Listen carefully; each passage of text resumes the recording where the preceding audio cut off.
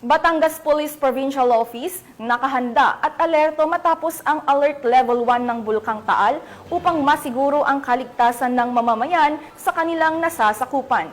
Patrolman Joshua Cruz, ibalita mo.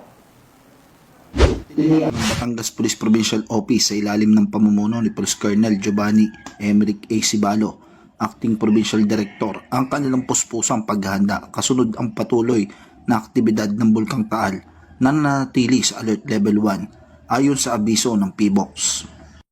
Sinigurado ng Batangas PPO na nakahanda ang lahat ng kinakailangan ng hakbang sa paghahanda sa kalamidad upang mapangalagaan ang mga Batanggenyo, lalo na ang mga komunidad na nakapalibot sa Taal Lake. Patuloy ang sinasagawang pagsubaybay at mahigpit na pakikipag-ugnayan sa PBOX, Provincial Disaster Risk Reduction and Management Council at iba pang ahensya ng gobyerno.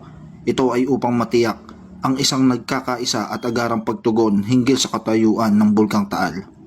Nananatiling handa at alerto ang Batangas PPO na isakatuparan ng kanilang mandato sa pagtugon sa kalamidad upang siguraduhin ang kaligtasan at kapakanan ng buong lalawigan ng Batangas. Mula dito sa Calabarzon, ako po ang inyong Police News Network Correspondent, Patrolman Joshua Cruz, alagad ng batas, tagataguyod ng Balitang Pulis.